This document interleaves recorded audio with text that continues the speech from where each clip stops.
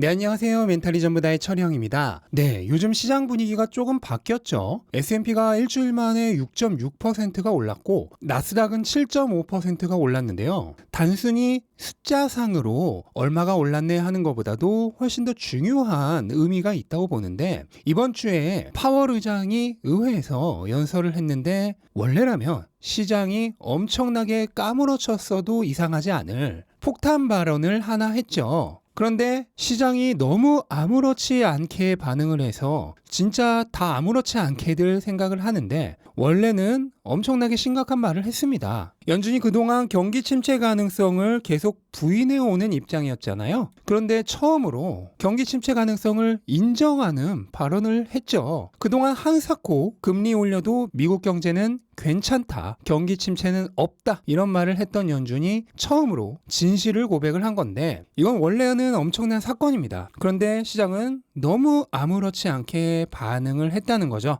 보통 이렇게 누군가가 엄청난 일을 실토해도 반응이 별로 없을 때는 대부분 이유는 하나입니다. 다들 알고 있었다는 거. 다들 알고 있는 거 누가 비밀이라고 뒤늦게 떠들어봐야 듣는 채 마는 채 하죠. 이번 연준의 경기 침체 실토도 그런 의미라고 보시면 될 것 같습니다. 그렇다고 한다면 이미 시장은 연준의 공격적인 금리 인상과 경기 침체 가능성을 가격의 상당 부분 반영하고 있었다고 봐야 하겠고, 호재는 소문에 사서 뉴스에 팔아라 라는 말이 있듯, 반대로 악재는 소문에 팔고 뉴스에 사라와 비슷한 행동을 했다고 보는 편이 가장 설득력이 있을 겁니다. 물론 이번 주 한 주만의 결과를 보고 이게 섣불리 반등이다 라고 얘기할 수는 없습니다. 원래 약세장에서도 중간중간 랠리가 나오죠. 그걸 베어마켓 랠리라고 하는데, 이번 약세장에서도 여러 번 있었습니다. 이번 주의 반응도 그중 하나에 그칠 수도 있어요. 그래도 저는 이번 주 강세에 의미가 있다고 보고 있는 거,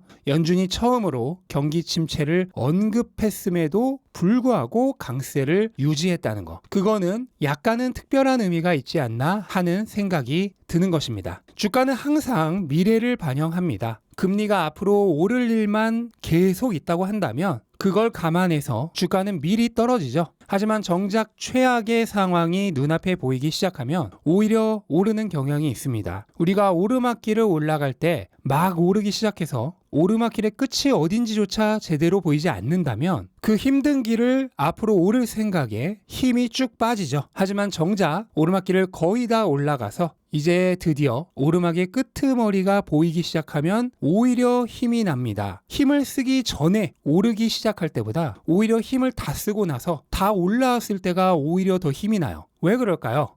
지금부터 오르막길이 펼쳐진다고 생각할 때와 이제 조금만 견디면 오르막길이 끝난다고 생각할 때의 감정이 완전히 다르기 때문입니다. 사람의 마음이란 건 다 비슷하기 때문에 투심도 그거랑 별반 큰 차이가 안 난다고 보시면 됩니다. 다만 그 과정에서 어디가 바닥이고 또 어디서부터 반등을 할지 그걸 예측할 수 있는 방법은 없습니다. 이번 주에 보여준 반등 역시 베어마켓 랠리에 그치고 또다시 하락할 가능성도 있습니다. 하지만 또 반대로 이대로 강하게 반등할 수도 있어요. 어느 쪽인지 알 수 있는 사람은 없습니다. 동전 던져서 앞면 나올 확률 반, 뒷면 나올 확률 반과 같습니다. 시티그룹이 경기 침체 가능성을 50%로 예상했습니다. 슈퍼 엘리트 전문가들의 집단이란 사람들이 가능성을 50%로 예측을 했는데 뭔가 대단한 예측한 것 같죠? 그냥 동전 던져서 앞면 나올 확률 50%, 뒷면 나올 확률 50%입니다 라고 얘기한 거랑 똑같습니다. 경제 그리고 시장은 같은 인풋에 대해서 매번 아웃풋이 달라지는 극도의 랜덤성을 가지기 때문에 예측이 불가능한 영역입니다.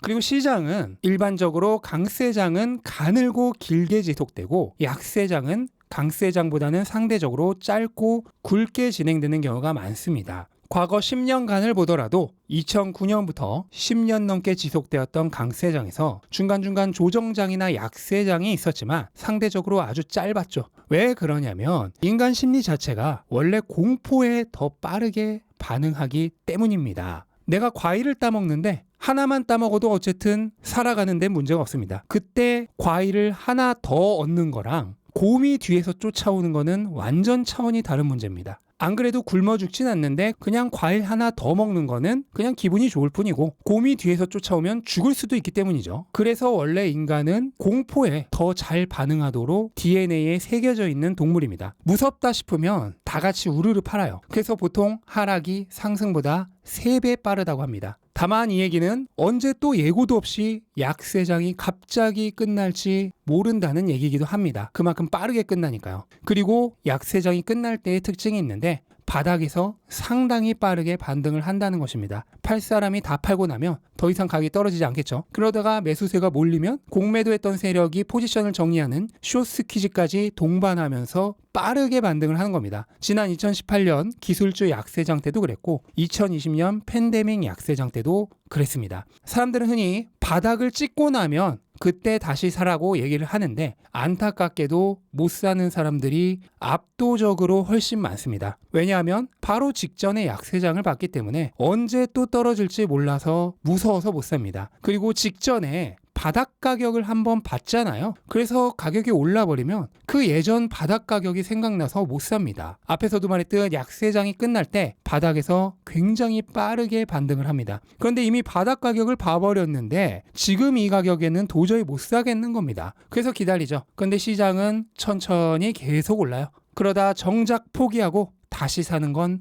한참 올라버린 뒤입니다. 떨어지면 살 거야. 근데 막상 떨어지면 못 사요. 그러다 반등하는 거 보고 사야지. 막상 반등하면 또 못 사요. 이게 주식, 부동산, 투자 시장에서 개미가 늘 반복해왔던 역사입니다. 그게 다 가치가 아니라 가격만 보고 예측해서 트레이딩 하려고 해서 그런 겁니다. 그러니까 예측하려고 하지 말고 그냥 돈 생기면 계속 사라는 얘기를 하는 겁니다. 약세장이면 신저점에 계속 사요. 살 때마다 더 싸게 사니 얼마나 좋습니까? 강세장이면 신고가에 계속 사세요. 사도 계속 오른다는 뜻이니 이건 또 이 나름대로 얼마나 좋습니까? 언제 사든 상관이 없습니다. 경기든 가격이든 계속 돌고 돌아요. 한 바퀴나 두 바퀴 정도는 그냥 알아서 돌도록 계속 내버려 두면 되는 겁니다. 나는 그 모든 과정에서 살 거기 때문에 결국 평균 가격은 비슷합니다. 마지막으로 혹시라도 오해하실까봐 제가 오늘 이런 얘기를 꺼낸 것은 이제부터 반등할 거니 사라